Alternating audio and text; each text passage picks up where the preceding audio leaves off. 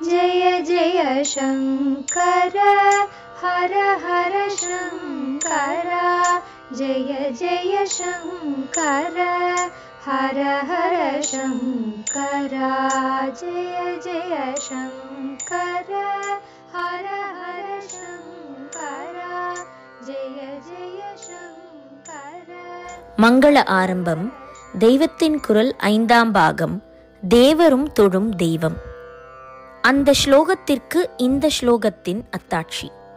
அம்பாள் தம்மோடு சேர வேண்டும் என்று சுவாமி விரும்பினார். அவளுக்கு நமஸ்காரம் பண்ணினார். நமஸ்காரம் அவளுக்கு. ஆனால் அவர் விருப்பத்தை நிறைவேற்றியதோ விக்னேஸ்வரர். நான் நியாயேந்து சேகர ஸ்லோகம் சொல்லி இந்து சேகர சம்பந்தத்துக்காகவே சீதாராவண சம்வாத ஸ்லோகம் சொல்லப்போக இதிலேயும் அதில் பார்த்த விஷயத்துக்கு அத்தாட்சி வந்துவிடுகிறது. இப்படித்தான் பல நல்ல ரசமான சமாச்சாரங்களை எடுத்து போட்டுக்கொண்டு கொஞ்சம் அலசினால் எதிர்பார்க்காத புதையல்கள் அகப்படுகின்றன. இப்போது அகப்படும் புதையல் அந்த ஸ்லோகத்தின் தீர்மானத்திற்கு இந்த ஸ்லோகத்தில் கிடைக்கும் அத்தாட்சி அல்லது கன்ஃபர்மேஷன்.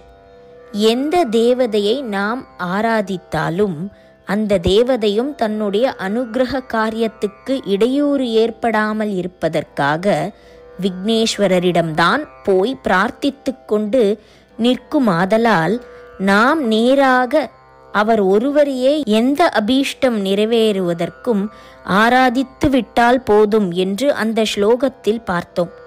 இப்போது இங்கே இந்த ஸ்லோகத்தில் கவி அந்த உத்தேசத்தில் இதை இயற்றாத போதிலும் என்ன பார்க்கிறோம் என்றால், அம்பாளோடு ஒற்றுமையாய் போக வேண்டும் என்று ஈஸ்வரன் அவளை ஆராதிக்கிறார். காலிலே விழுவதை விட என்ன ஆராதனை வேண்டும்? இப்படி அவர் ஆராதனை பண்ணியும் அவள் ஒன்றும் பண்ணவில்லை. கோபமாகவே இருக்கிறாள். அவளுக்கும் உள்ளூர ஒற்றுமையாக வேண்டும் என்றுதான் ஆசை. ஆனாலும் பிகுவை விட்டு கொடுப்பதா என்று ஒன்றும் புரியாமல் உட்கார்ந்து கொண்டு இருக்கிறாள். கடைசியில் விக்னேஸ்வரர் அவர்களை விளையாட்டாக ஒன்று சேர்த்து விடுகிறார்.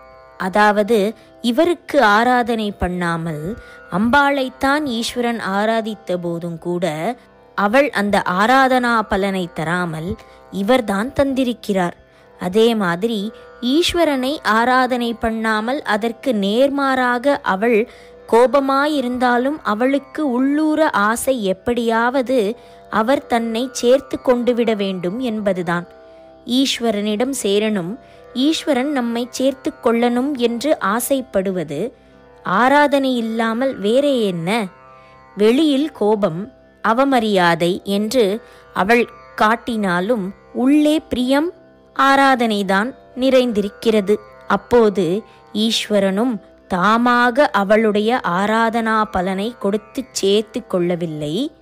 விக்னேஸ்வரர் தான் அவர்களை சேர்த்து வைத்து அவர்களுடைய மனோபீஷ்டம் நிறைவேறுமாறு செய்து ஆராதனா பலனை கொடுத்திருக்கிறார்.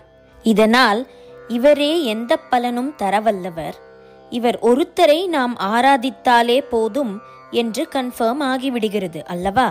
மனுஷியர்களான நாம் தேவர்களிடம் பெறக்கூடிய அபீஷ்ட பூர்த்திகளுக்காக விக்னேஸ்வரரை பிடித்து விட்டால் போதும் என்று ஸ்லோகம் காட்டிட்டென்றால், இந்த ஸ்லோகமோ இன்னும் மேலே போய் தேவர்களுக்குள் உச்சியில் இருக்கப்பட்ட பரமேஸ்வர தம்பதியுமே தங்களுக்குள்ளே ஒரு விருப்பத்தை நிறைவேற்றிக் கொள்ளுவது கூட இவருடைய சகாயத்தால் முடிகிறது என்று காட்டுகிறது. குழந்தை விளையாட்டாக அவர் அந்த பெரிய காரியத்தை பண்ணிவிடுகிறார். சகாயம் பண்ண வேண்டும் என்று தாம் உத்தேசித்ததாக கூட காட்டிக்கொள்ளாமல் இவர் என்னமோ விளையாடினார், அப்பா அம்மா ஒன்று சேர்ந்து விட்டார்கள் என்று நினைக்கும் விதத்தில் பண்ணிவிடுகிறார். இவர் நாம் மனசில் நினைக்கும் எல்லா அபீஷ்டங்களையும் சகல புருஷார்த்தங்களையும் சிந்திதார்த்தம் என்பது இவற்றைத்தான் நிச்சயமாக நிறைவேற்றி தரும் அனுகிரகமூர்த்தியாகத்தானே இருப்பார். இப்படி அவர் அருளட்டும் என்று கவி முடிக்கிறார். சர்வார்த்தங்களையும் தருவதில் பிள்ளையார் சதுரர் என்று நியாயேந்து சேகர ஸ்லோகம் சொன்னதற்கு கன்ஃபர்மேஷனாகவே இந்த ஸ்லோகம் நம்முடைய சிந்திதார்த்தங்களை பிள்ளையார் நிறைவேற்றி வைக்கட்டும் என்கிறது. களபம். பிள்ளையாருடைய பெயரில் எதுவுமே ஸ்லோகத்தில் இல்லை. களபம் என்றுதான் வருகிறது. கலையது கலபோ என்று அழகான மோனையாக வருகிறது. கலபம் களபம் என்று இருவிதமாகவும் சமஸ்கிருதத்தில் வரும். ல ள வித்தியாசம் அந்த பாஷையில் பார்ப்பதில்லை. களபம் என்றால் யானை குட்டி, குட்டி யானை என்று சொன்னால் அதைவிட செல்லமாயிருக்கிறது. வேடிக்கையாகவே பெரிய காரியங்களையும் சாதித்தது தெரியாமல் சாதித்து கொடுத்துவிட்டு நாம் செல்லம் கொடுத்து கொஞ்சம் ஒரு விளையாட்டு ஜீவனாக இருக்க பிரியப்படுபவரை கணேசர், விக்னேஸ்வரர் என்ற மாதிரி பெரிய பெயர்களால் தெய்வமாக காட்டாமல் குட்டியானை என்று சொன்னாலே சந்தோஷப்படுவார் என்றுதான் களபம் என்று போட்டிருப்பதாக தோன்றுகிறது. ஔவையார் அகவலை சீத்தக் களபச் செந்தாமரை பூம்பாதச் சிலம்பு என்று ஆரம்பிக்கிறாள். ஆனால் இங்கே களபம் என்பது யானை குட்டி இல்லை. யானை குட்டி சுவாமியின் பாதத்தில் குங்குமப்பூ, பச்சை கற்பூரம் முதலியவற்றோடு சேர்த்து அரைத்த சந்தனம் பூசியிருக்கிறது. கலவை என்றும் கலவை சந்தனம் என்றும் சொல்கிற அந்த கந்தோபச்சாரத்தை தான் களபம் என்று சொல்வது. இங்கே அகவலில் அதுதான் அர்த்தம். பெரிய யோக மூர்த்தியாக, அத்வைத ஞான மூர்த்தியாக பிள்ளையாரை ஸ்துதித்து ஔவை பண்ணியது இந்த அகவல். அதனால் இதிலே பாலலீலாபிராமனாக விளையாட்டு பண்ணும் குட்டி யானையாக அவரை சொல்ல முடியவில்லை. அகவல் அறிந்தவர்களிடம் சிறிது உரையாடிவிட்டு அற்புதம் நின்ற கற்பகக் களிறு வித்தக விநாயக என்று அவரை உயர்ந்த ஸ்தானம் கொடுத்துத்தான் ஔவை கூப்பிடுகிறாள். யோக சாஸ்திர ரகசியங்களை சொல்ல வந்த நூலில் அவரை அப்படி காட்டுவதுதான் ஔசித்யம், அதாவது உசிதமானது.